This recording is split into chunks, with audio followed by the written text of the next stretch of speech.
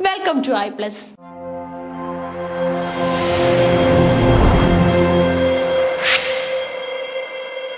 ഇന്നത്തെ ക്ലാസ്സിൽ നമ്മൾ ഡിസ്കസ് ചെയ്യാനായിട്ട് പോകുന്നത് സെറ്റ് ഇംഗ്ലീഷുമായിട്ട് ബന്ധപ്പെട്ട പഴയകാല ചോദ്യങ്ങളാണ്. ഓക്കെ, അപ്പൊ റീസെന്റ് ആയിട്ട് നടന്ന നമ്മുടെ ജാനുവരി 2025 ക്വസ്റ്റ്യൻ പേപ്പറാണ് നമ്മൾ അനാലിസിസിനായിട്ട് സെലക്ട് ചെയ്തിട്ടുള്ളത്. സോ 30 ചോദ്യങ്ങൾ നമ്മൾ കംപ്ലീറ്റ് ചെയ്തിട്ടുണ്ടായിരുന്നു. 31ാമത്തെ ചോദ്യം ക്രോണോളജിക്കൽ സ്വീക്വൻസുമായിട്ട് ബേസ് ചെയ്ത ഒരു ചോദ്യമാണ്. പല കുട്ടികളെയും ബുദ്ധിമുട്ടിക്കുന്ന ഒരു ചോദ്യമാണെന്ന് പറയാറുണ്ട് ക്രോണോളജിക്കൽ സ്വീക്വൻസ്. എന്നാൽ അത്യാവശ്യം വർക്കുകളുടെ ഒക്കെ ഇയറും കാര്യങ്ങളും ഒന്ന് പഠിച്ചു വെച്ച് കഴിഞ്ഞാൽ ഒരുപാട് ബുദ്ധിമുട്ടില്ലാതെ തന്നെ ഈ ചോദ്യത്തിനെ നമുക്ക് ടാക്കിൾ ചെയ്യാനായിട്ട് സാധിക്കും. എങ്ങനെ പറ്റുമെന്ന് നോക്കാം. നോക്കിക്കോ, arrange the following works in the chronological sequence. Chronological സ്വീക്വൻസിൽ ഈ വർക്കിനെ നമ്മൾ അറേഞ്ച് ചെയ്യാനായിട്ട് പോവാണ്. Matthew Arnold's culture and anarchy. ആദ്യം വരുന്ന വർക്ക് നോക്കിക്കോ, Matthew Arnold's culture and anarchy, followed by Thomas Browne's the anatomy of melancholy, Thomas Hobbes Leviathan, Walter Pater's studies in the history of the renaissance, followed by P.B. Shelley's Defense of Poesy. ഇതിനെ നിങ്ങൾ എങ്ങനെയാണ് chronological ഓർഡറിൽ arrange ചെയ്യാനായിട്ട് പോകുന്നത്? കൃത്യമായിട്ട് നോക്കണം റൈറ്റേഴ്സിന്റെ പേരും അതുപോലെ തന്നെ വർക്കിന്റെ പേരും, എന്നിട്ട് വേണം നമ്മൾ ആ ഒരു പ്രോസസ്സിൽ എൻഗേജ്ഡ് ആകാനായിട്ട്. സോ നമുക്ക് ഓപ്ഷൻസ് വന്നിട്ടുണ്ട്. 5 വർക്കുകളാണ് നമുക്കുള്ളത്. 5ഉമായിട്ട് ബേസ് ചെയ്ത് നമുക്ക് ഓപ്ഷൻസ് തന്നിട്ടുണ്ട്. ഓക്കെ, നമുക്ക് ഈ എക്സ്പ്ലനേഷൻ പാർട്ട് എടുക്കുന്ന സമയത്ത് അതിനകത്ത് വർഷം കൂടെ നോക്കി പോവാം. സോ ഇതിന് ഏതാണ് നിങ്ങൾക്ക് ഒരു ഉത്തരം കിട്ടിയിട്ടുണ്ടാവും അല്ലെ?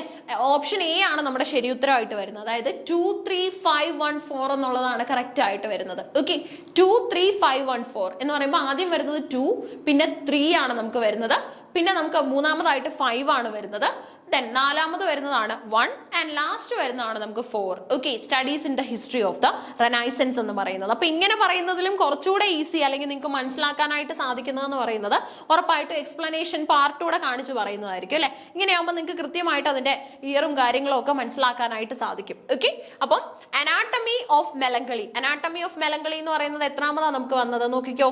അനാട്ടമി ഓഫ് മെലങ്കളി എത്രാമതാ? 2ാമതല്ലേ? അപ്പം അനാട്ടമി ഓഫ് മെലങ്കളി 2ാമത് വന്നു. അനാട്ടമി ഓഫ് മെലങ്കളി കഴിഞ്ഞു വരുന്നത് 3 ആയിരുന്നു, ലെവ്യാഥൻ. അപ്പൊ ഈ ഓർഡറിലാണോ നമുക്കത് നോക്കാം. നോക്കിക്കോ, ഇയർ അടക്കം നമുക്ക് പഠിക്കണം. Anatomy of melancholy was first published in 1621 and ran to 3,15,000 words. By its 5th edition in 1651, it had reached over 5 lakh words. അപ്പൊ നമ്മൾ ഫസ്റ്റ് ഇയർ ഓഫ് പബ്ലിക്കേഷൻ മാത്രം നോക്കിയാൽ മതി. എപ്പോഴും അങ്ങനെയാണ്, നമുക്ക് കുറെ വട്ടം റീ എഡിഷൻസ് ഒക്കെ നടന്നിട്ടുണ്ടാവും. എന്നാൽ നമ്മളെ സംബന്ധിച്ചിടത്തോളം അല്ലെങ്കിൽ ക്രോണോളജിക്കൽ ഓർഡറിന്റെ ക്വസ്റ്റ്യൻ ഇടുന്ന ആൾ പ്രതീക്ഷിക്കുന്നത് ആദ്യമായിട്ട് ഇത് പബ്ലിഷ് ചെയ്ത വർഷമായിരിക്കും. അത് നോക്കിക്കോ, അധികം ബുദ്ധിമുട്ടൊന്നുമില്ല. 1621 അല്ലെ? അപ്പൊ 1621 anatomy of melancholy first publish ചെയ്യുന്നത്. സോ ഈ ഒരു വർക്കിന്റെ പ്രത്യേകത എന്ന് പറയുന്നത് ഒരുപാട് ഇമ്പോർട്ടന്റ് ഐഡിയാസ് ഒക്കെ ക്ലബ് ചെയ്യുന്നുണ്ട്. മെലങ്കളി, സാഡ്നെസിനെ കുറിച്ചുള്ള പല സ്റ്റേറ്റുകളും കാര്യങ്ങളും ഒക്കെ കമ്പൈൻ ചെയ്യാനായിട്ട് റൈറ്റർ ഈ ഒരു വർക്ക് യൂസ് ചെയ്തിട്ടുണ്ട്. റൈറ്റർ ആരാണെന്ന് അടക്കമുള്ള കാര്യങ്ങൾ ക്വസ്റ്റ്യനിൽ നിന്ന് തന്നെ നമുക്ക് ലഭിച്ചതുമാണ്. ഇനി അടുത്തതായിട്ട് നമുക്ക് വരുന്നത് ലെവ്യാഥൻ ആണ്. ലെവ്യാഥന്റെ മറ്റൊരു പേര് Leviathan or the matter form and power of a commonwealth എന്നാണ്. Ecclesiastical and civil, commonly referred to as Leviathan, is a book written by Hobbes and published in 1651. Okay, 1651 ഇതിന്റെ വർഷം വരുന്നത്. ഹോബ്സ് പബ്ലിഷ് ചെയ്ത വർക്ക് ആണ് 1651. നോക്കിക്കോ, Thomas ഹോബ്സിന്റെ ലെവ്യാഥൻ, അതുപോലെ തന്നെ anatomy of melancholy Thomas ബ്രൗണിന്റെ ആണ്. 2ന്റെ വർഷം നമുക്ക് കിട്ടി അല്ലെ? അപ്പൊ ഫസ്റ്റ് 2 ആണ്, പിന്നെ 3 ആണെന്ന് നമുക്ക് മനസ്സിലായി. 2, 3, 5 ആണ് അടുത്തത് പറയുന്നത് അല്ലെ? ഡിഫൻസ് ഓഫ് പോയസി അല്ലേ പറയുന്നത്? ഡിഫൻസ് ഓഫ് പോയസിയുടെ വർഷം നമുക്ക് വേണം. അപ്പൊ 5, 1, 4 എന്നുള്ള ഓർഡറിലാണ് ഇനി വരേണ്ടത്. ഡിഫൻസ് ഓഫ് പോയസി നോക്കിക്കോ, ഒരു അൺഫിനിഷ്ഡ് എസ്സേ ആണ്. ബേഴ്സി ഷെല്ലി, P.B. ഷെല്ലി എഴുതിയ ഒരു അൺഫിനിഷ്ഡ് എസ്സേ ആണ്. written in February and March 1821, and the poet put aside and never completed.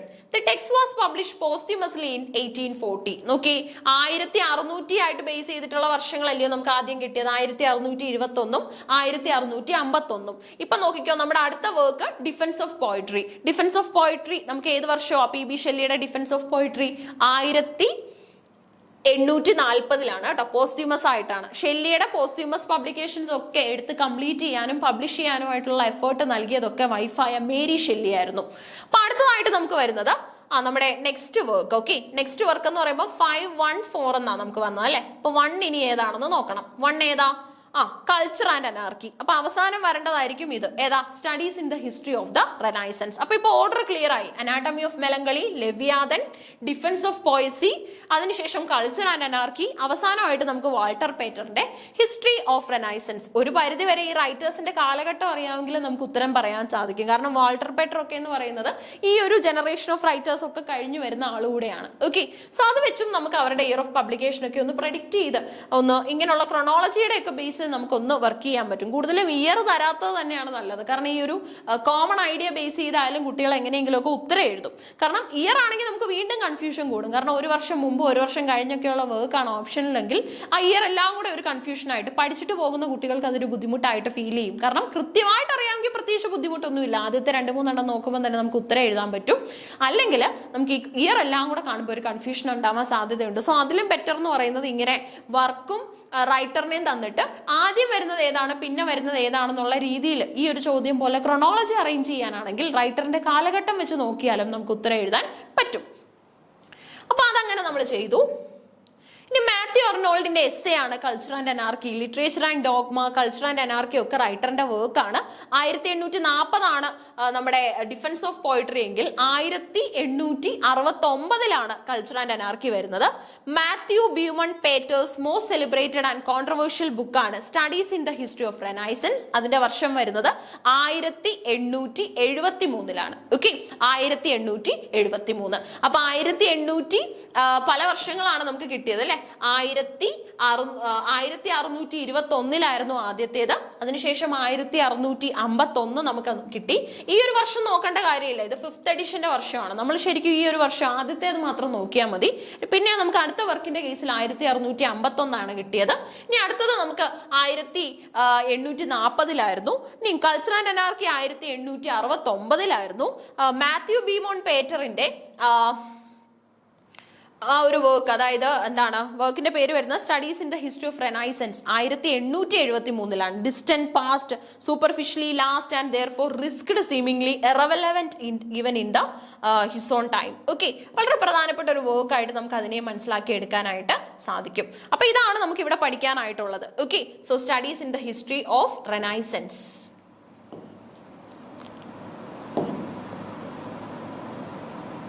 നമ്മുടെ studies in history of renaissance നമുക്ക് ആക്ച്വലി മാത്യു ബ്യൂമൺ പേറ്ററിന്റെ ആണ് കേട്ടോ. പക്ഷെ നമുക്ക് ക്വസ്റ്റിനകത്ത് തന്നിട്ടുള്ളത് ഇതിനകത്തൊരു മിസ്റ്റേക്ക് വരുന്നുണ്ട്. അതിനകത്ത് വാൾട്ടർ പേറ്റർ എന്നാണ് തന്നിട്ടുള്ളത്. വാൾട്ടർ പേറ്റർ അല്ല, നമുക്ക് മാത്യു ബീമൺ പേറ്റർ ആണ്. അപ്പൊ നമ്മൾ പഠിക്കുമ്പോൾ അത് കറക്റ്റ് ചെയ്ത് പഠിക്കണം കേട്ടോ. മിസ്റ്റേക്സ് നമ്മൾ അതുപോലെ കോപ്പി ചെയ്യാൻ പാടില്ല. നമ്മൾ കൃത്യമായിട്ട് നമ്മൾ മനസ്സിലാക്കി പഠിക്കുന്നതിന്റെ ബേസിൽ ക്വസ്റ്റിനകത്തിലെ ചേഞ്ചോ അല്ലെങ്കിൽ എന്തെങ്കിലുമൊക്കെ ഐഡിയാസ് അങ്ങനെ എക്സിസ്റ്റ് ചെയ്യുന്ന സമയത്ത് കറക്ഷൻസ് വരുത്തി പഠിക്കുക. അടുത്ത 32 നോക്കിയാലോ. Which among the following are written by Roland Barthes? ഈ കൂട്ടത്തിൽ റൊളാൻഡ് ബാർത്ത്സ് എഴുതിയിട്ടുള്ള വർക്കുകൾ ഏതാണെന്ന് കണ്ടുപിടിച്ചു കൊടുത്താൽ മാത്രം മതി, നമുക്ക് മാർക്ക് കിട്ടും. നോക്കാം, നോക്കിക്കോ. Allegories of reading, mythologies, the pleasure of the text, some versions of pastoral, what is an author? Okay, ഈ കൂട്ടത്തിൽ റൊളാൻഡ് ബാർത്ത്സ് എഴുതിയ വർക്കുകൾ ഏതൊക്കെയാണെന്നാണ് ചോദ്യം. പലപ്പോഴും റിട്ടൺ, നോട്ട് റിട്ടൺ എന്ന് ചോദിക്കാറുണ്ട്. അപ്പം ഫോളോയിങ് ആർ റിട്ടൺ എന്നാണോ, ഈസ് നോട്ട് റിട്ടൺ ബൈ എന്നാണോ, ഈ ഒരു പോയിന്റ്, അതായത് ക്വസ്റ്റ്യന്റെ സെന്റർ പോയിന്റ് നമ്മൾ നല്ല രീതിയിൽ പരിശോധിക്കണം. എന്താണ് പറഞ്ഞിട്ടുള്ളതെന്നെങ്കിൽ മാത്രമേ നമുക്ക് മനസ്സിലാക്കിയെടുക്കാൻ പറ്റൂ. Allegories of reading, mythology, then pleasure, some versions of pastoral, what is an author? What is an author ഒക്കെ നിങ്ങൾക്ക് പെട്ടെന്ന് അറിയായിരിക്കും അല്ലെ. അപ്പൊ ഇതിനകത്ത് ബാർത്ത്സിന്റെ വർക്കുകൾ ഏതൊക്കെയാണ്? 2 and 3 only, 1 and 3 only, 2 and 4 only, 1, 3 and 5 only. Options ഒന്നുകൂടെ നോക്കിക്കോളൂ. 2 and 3 only, 1 and 3 only, 2 and 4 only, 1, 3 and 5 only. ഇതിൽ ഏതാണ് നിങ്ങൾ കറക്റ്റ് ആൻസർ ആയിട്ട് ഇതിന് പ്രൊവൈഡ് ചെയ്യുന്നത്? റൊളാൻഡ് ബാർത്ത്സിന്റെ വർക്കുകൾ. നമ്പർ മാത്രം ഒന്ന് ആലോചിച്ച് വെച്ചാൽ മതി. ശരി ഉത്തരമാണോ നമുക്ക് നോക്കാം. ഉത്തരം നമുക്ക് വരുന്നത് 2 and 3 only ആണ്. ഓക്കെ, അപ്പൊ 2 and 3 only എന്ന് പറയുമ്പോൾ ഏതൊക്കെയാ നോക്കിക്കോ. 2 and 3 only, 2 and 3 only വരണമെങ്കിൽ അലഗറീസ് ഓഫ് റീഡിങ്ങും മിത്തോളജീസും നോക്കാം. സോ ഇതിന്റെ ഒരു ആൻസറിന്റെ കേസിൽ നമുക്ക് വരുന്നത് നോക്കിക്കോ. നമുക്ക് ഇതിന്റെ കറക്റ്റ് ആൻസർ നമുക്കിപ്പോൾ റെക്ടിഫൈഡ് ആയിട്ട് നമ്മൾ കറക്റ്റ് ചെയ്ത ആൻസറിൽ നമുക്ക് കൊടുക്കേണ്ട ഉത്തരം എന്ന് പറയുന്നത് പ്രൊവിഷണൽ ആൻസർ കീ ഒക്കെ നമുക്ക് വന്ന കേസാണ്, നമുക്കറിയാം. Allegories of reading Paul de Man ആണ്. Mythologies is a 1957 book by Roland Barthes. Then ഇതിനകത്തിൽ എന്താണ് ഒരുപാട് എസ്സേസും കാര്യങ്ങളും ഒക്കെ ഇൻക്ലൂഡഡ് ആണ്. പ്ലഷേഴ്സ് ഓഫ് ദ ടെക്സ്റ്റും റൊളാൻഡ് ബാർത്സിന്റെ ആണ്. ഇനി അതുപോലെ തന്നെ നമുക്ക് മനസ്സിലാക്കാൻ പറ്റുന്നത് ഓഫ് കോഴ്സ് നമ്മുടെ some versions of pastoral William എംസന്റെ ആണ്. What is an author Michel ഫൂക്കോയുടെ ആണ്. ഓക്കെ, അപ്പൊ ഇതിനകത്ത് 2 and 3 ആണ് നമുക്ക് ബാർട്സിന്റേതായിട്ട് കൺസിഡർ ചെയ്യാൻ പറ്റുന്നത്. നോക്കിക്കോ, 2 and 3. 2 and 3 നമുക്ക് കറക്റ്റ് വരുമല്ലോ. 2 and 3 എന്ന് പറയുമ്പോൾ ഇത് രണ്ടും അല്ലേ, മിത്തോളജീസും പ്ലഷേഴ്സ് ഓഫ് ദ ടെക്സ്റ്റും. Okay, mythologies and pleasures of the text ആണ് നമുക്ക് കറക്റ്റ് വരുന്നത്. നോക്കിക്കോ, 2 and 3. 2 and 3 എന്ന് വരുമ്പോൾ മിത്തോളജീസും പ്ലഷേഴ്സ് ഓഫ് ദ ടെക്സ്റ്റും കറക്റ്റ് ആണ്. ഓക്കെ, കറക്ഷൻസ് ഒന്നും വരുത്തേണ്ട ആവശ്യമില്ല, കറക്റ്റ് ആണ്. Allegories of reading book by Paul de Man ആണ്. മിത്തോളജീസ് എന്ന ബുക്ക് വരുന്നത് 1957 ബുക്കാണ്, റൊളാൻഡ് ബാർത്സിന്റെ ആണ്. It contains A collection of 53 short essays written between 1954 to 1956, most of which were first published in the French Literary Review, Les Lestrel's novels. അതുപോലെ തന്നെ pleasures of the text 1973 ബുക്കാണ്, French literary theorist ആയിട്ടുള്ള റൊളാൻഡ് ബാർത്സിന്റെ. ഇത് പഴയ ചോദ്യം നിങ്ങൾക്ക് അറിയായിരിക്കും, നെറ്റിനും വന്നിട്ടുണ്ട്. അലഗറീസ് ഓഫ് റീഡിംഗ് ആരുടെയാണെന്ന്? പോൾ ഡിമാൻഡ് കേട്ടോ. പോൾ ഡിമാൻഡ് ബുക്കാണ് അലഗറീസ് ഓഫ് റീഡിംഗ്. മിത്തോളജീസിന്റെ ഇയർ ഓഫ് പബ്ലിക്കേഷൻ 1957 ആണ്. അതുപോലെ തന്നെ പ്ലഷേഴ്സ് ഓഫ് ദ ടെക്സ്റ്റ് വരുന്നത് 1973 ആണ്. ഓക്കെ, 1973ലാണ് ഈ ഒരു വർക്ക് വരുന്നത്. ഇത് രണ്ടും ബാർത്സിന്റെ ആണ്. ബാർത്സിന്റെ വർക്കുകൾ രണ്ടെണ്ണമായി. മിത്തോളജീസ് 1957 റൊളാൻഡ് ബാർത്സിന്റെ ആണ്. അതുപോലെ തന്നെ പ്ലഷേഴ്സ് ഓഫ് ദ ടെക്സ്റ്റ് 1973യും നമ്മുടെ റൊളാൻഡ് ബാർത്സിന്റെ തന്നെ വർക്കാണ്. അപ്പൊ 2 and 3 ഫസ്റ്റ് ഓപ്ഷൻ തന്നെ നമുക്ക് അക്സെപ്റ്റ് ചെയ്യാം, ശരിയായ ആൻസർ ആയിട്ട്. ഓക്കെ, അടുത്ത നോക്കിക്കോ, some versions of pastoral William എംസന്റെ ആണ്. വാട്ട് ഈസ് ആൻ ഓതർ നിങ്ങൾക്ക് ഓരോരുത്തർക്കും അറിയായിരിക്കും, മിഷേൽ ഫൂക്കോയുടെ വളരെ പ്രധാനപ്പെട്ട ഒരു കോൺട്രിബ്യൂഷൻ ആണ്. ടെക്സ്റ്റ് അടക്കമുള്ള ഐഡിയാസിനെ കുറിച്ച് ഒരുപാട് പെർസ്പെക്റ്റീവ്സ് ഷെയർ ചെയ്യാനായിട്ട് ഫൂക്കോയ്ക്ക് സാധിച്ചിട്ടുണ്ട്. അപ്പൊ അത് ശരിയായിട്ട് നിങ്ങൾക്ക് കിട്ടിയല്ലോ അല്ലെ?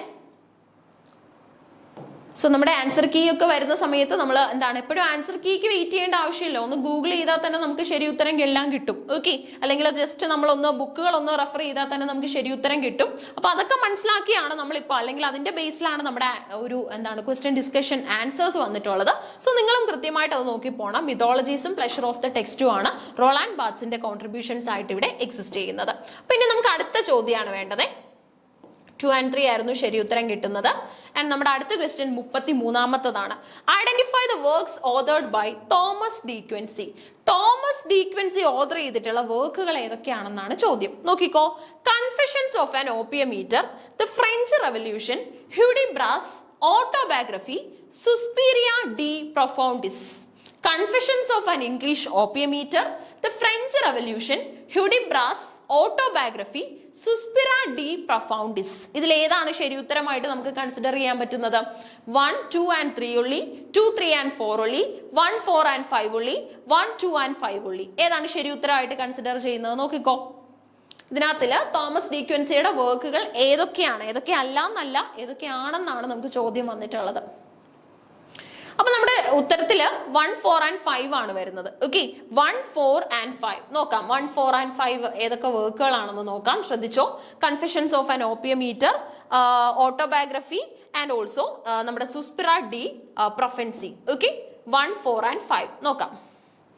അപ്പൊ first one confessions of an English opium eater ഡീക്വൻസിയുടെ ആണ്. അതുപോലെ തന്നെ നമുക്ക് നെക്സ്റ്റ് ഫ്രഞ്ച് റെവല്യൂഷൻ എന്താണ് തോമസ് കാരലിന്റെ വർക്ക് ആണ്. അതുപോലെ തന്നെ ഹ്യൂഡിബ്രാസ് സാമുവൽ ബട്ട്ലറിന്റെ ആണ്. And you can also see autobiography. Okay, autobiography എന്ന പേരിൽ ഒരുപാട് കോൺട്രിബ്യൂഷൻസ് നമുക്ക് എക്സിസ്റ്റ് ചെയ്യുന്നുണ്ട്. ഡീക്വൻസിയും അത്തരത്തിലൊരു വർക്ക് ചെയ്തിട്ടുണ്ട്. ആൻഡ് 5 നമുക്ക് നോക്കാം. ഓക്കെ, 5 നമുക്ക് എന്താണ് 1, 4 and 5 ആണ് നമുക്ക് വന്നിട്ടുള്ളത്. സോ 5 എന്ന് പറയുന്നത് നമ്മുടെ സുസ്പിറ ഡി പ്രൊഫൗണ്ടിസ് ആണ്. ഓക്കെ, അപ്പൊ 1, 4 and 5 ആണ് പോപ്പുലർ ആയിട്ടുള്ള നമ്മുടെ ഡീക്വൻസി കോൺട്രിബ്യൂഷൻസ് എന്ന് പറയുന്നത്. അപ്പൊ confessions of an opium eater തന്നെ ആദ്യം നോക്കാവേ.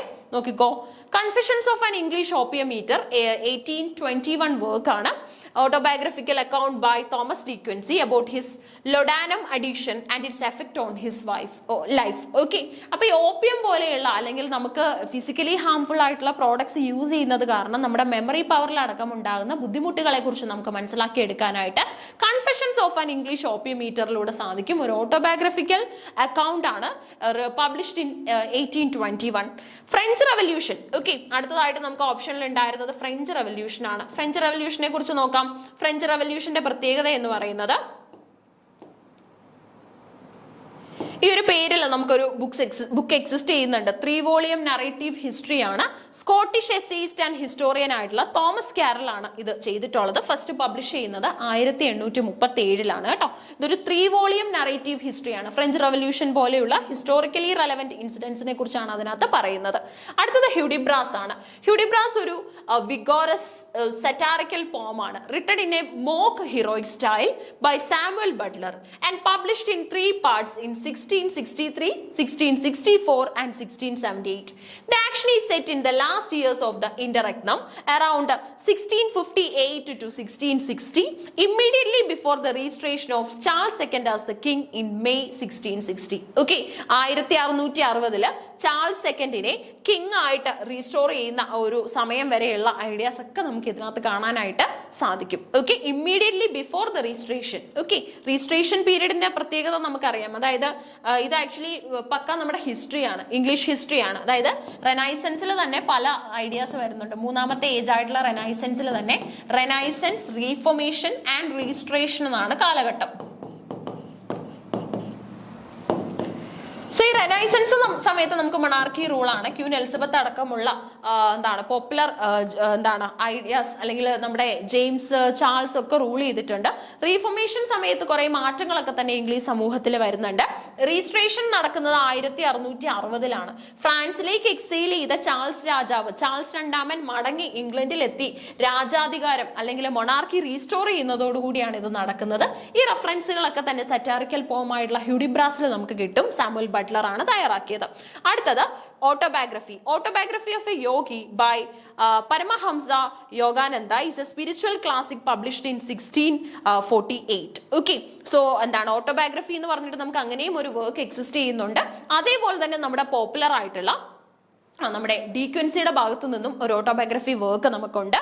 സുസ്പിറ ഈ ഡി പ്രൊഫൗണ്ടിസ് ഒരു കളക്ഷൻ ഓഫ് എസ്സേസ് ആണ് in the form of prose poems by English writer Thomas De Quincey. അപ്പൊ തോമസ് ഡി ക്വിൻസി തന്നെ തയ്യാറാക്കിയിട്ടുള്ള മറ്റു ഇമ്പോർട്ടന്റ് ആയിട്ടുള്ള ഒരു വർക്കാണ് നമ്മുടെ സുസ്പിറ ഡി ക്വിൻസി എന്ന് പറയുന്നത്. അപ്പൊ 1, 4 and 5 ആണ് ഇതിനുള്ള ശരിയുത്തരമായിട്ട് നമുക്ക് കൺസിഡർ ചെയ്യാനായിട്ട് സാധിക്കുന്നത്. ഇനി ഓട്ടോബയോഗ്രഫി എന്നുള്ള പേരിൽ, ഓട്ടോബയോഗ്രഫി ഓഫ് യോഗി എന്നുള്ള പേരിൽ നമുക്ക് പരമഹംസ യോഗാനന്ദയും ഒരു വർക്ക് പബ്ലിഷ് ചെയ്തിട്ടുണ്ട് കേട്ടോ. അപ്പം confessions of an English opium eater, അതുപോലെ തന്നെ നമ്മുടെ ഓട്ടോബയോഗ്രഫി പ്ലസ് നമ്മുടെ പോപ്പുലർ ആയിട്ടുള്ളത് ഈ ഒരു വർക്ക്, അതായത് സുസ്പിറ ഡി പ്രൊഫൗണ്ടിസ്, ഇത്രയുമാണ് തോമസ് ഡി ക്വിൻസിയുടെ വർക്കുകളായിട്ട് നമുക്ക് കൺസിഡർ ചെയ്യാൻ പറ്റുന്നത്. ഓക്കെ, അപ്പൊ ഇത് കുറച്ച് ബുദ്ധിമുട്ടുള്ള ചോദ്യം തന്നെയായിരുന്നു 33ാമത്തെ ചോദ്യം എന്ന് പറയുന്നത്. സോ ഇങ്ങനെയുള്ള ചോദ്യങ്ങളും നമുക്ക് എക്സിസ്റ്റ് ചെയ്യുന്നുണ്ട്. നമ്മൾ മാക്സിമം വർക്ക് ചെയ്തിട്ട്, കൂടുതലും ടൈം ഇൻവെസ്റ്റ് ചെയ്ത് വർക്ക് ചെയ്തിട്ട് തന്നെ ചോദ്യങ്ങൾ മനസ്സിലാക്കി പരീക്ഷയ്ക്ക് പോവുക. അടുത്തത്, what did Matthew Arnold imply by the term Hebraism in his culture and anarchy? തന്റെ ഏറ്റവും മീൻസ് കോൺട്രവേഴ്ഷ്യലും പോപ്പുലറുമായിട്ടുള്ള എസ്സേ ആണ് കൾച്ചർ ആൻഡ് അനാർക്കി. അതിനകത്തിൽ ഹീബ്രൈസം എന്നതുകൊണ്ട് എന്താണ് മാത്യു അർണോൾഡ് മീൻ ചെയ്യുന്നത്, അല്ലെങ്കിൽ എന്ത് ഇംപ്ലൈ ചെയ്യാനായിട്ട്, എന്ത് മെസ്സേജ് കൊടുക്കാൻ വേണ്ടിയാണ് ഈ ഒരു ടേം യൂസ് ചെയ്തിട്ടുള്ളത്? Moral education, intellectual autonomy, rational outlook, pragmatic attitude. ഇതിൽ എന്ത് പോയിന്റ് ഷെയർ ചെയ്യാൻ വേണ്ടിയാണ് കൾച്ചർ ആൻഡ് അനാർക്കി എന്ന എസ്സേയിൽ മാത്യു അർണോൾഡ് ഹേബ്രൈസം എന്ന ടേം യൂസ് ചെയ്തിട്ടുള്ളത്? വലിയ ബുദ്ധിമുട്ടില്ല, നമുക്കറിയാം ആൻസർ വരുന്നത് മോറൽ എഡ്യൂക്കേഷൻ ആണ്. ഓക്കെ, ഹേബ്രൈസം എന്ന ടേം ഇംപ്ലൈ ചെയ്തിട്ടുള്ളത് മോറൽ എഡ്യൂക്കേഷനെ കുറിച്ച് പറയാനാണ്. Moral education, intellectual autonomy, rational outlook, pragmatic attitude അടക്കമുള്ള ഐഡിയാസ് ആണ് നമുക്ക് ഓപ്ഷൻസിൽ വന്നിട്ടുള്ളത്. By using the term Hebraism, Arnold did not imply intellectual autonomy, rational outlook or pragmatic attitude, but rather moral rigor and ethical behavior. അദ്ദേഹം പറയാൻ ആഗ്രഹിക്കുന്നത് moral ബിഹേവിയറിനെ കുറിച്ച് മാത്രമാണ്. Okay, therefore Hebraism in Arnold's culture and anarchy is tied to the idea of moral education and obedience to rules of conduct. Okay, moral education നെ കുറിച്ചും അതേപോലെ തന്നെ obedience to rules of conduct നെ കുറിച്ചും ഒക്കെ നമുക്ക് മനസ്സിലാക്കാനായിട്ട് culture and anarchy എന്ന എസ്സേയിലൂടെ സാധിക്കും. അപ്പോൾ Hebraism clearly means moral education. Moral education എന്ന ഐഡിയ ആണ് ഇതിലൂടെ നമ്മുടെ അർണോൾഡ് ഉദ്ദേശിക്കുന്നത്. ഓക്കെ, ശരി, അങ്ങനെ നമുക്ക് 34ാമത്തെ ചോദ്യം കംപ്ലീറ്റ് ചെയ്യാനായിട്ട് സാധിച്ചു. അപ്പൊ ഇനിയും നമുക്ക് നമ്മുടെ ക്വസ്റ്റ്യൻ സൈക്കിൾസ് കണ്ടിന്യൂ ചെയ്യാനായിട്ടുണ്ട്, റിമൈനിങ് ക്വസ്റ്റ്യൻസ് നമുക്ക് ഡിസ്കസ് ചെയ്യാനായിട്ടുണ്ട്. സോ അതൊക്കെ തന്നെ നമുക്ക് അടുത്ത വീഡിയോയിൽ ഡിസ്കസ് ചെയ്യാം. So keep learning. Thank U.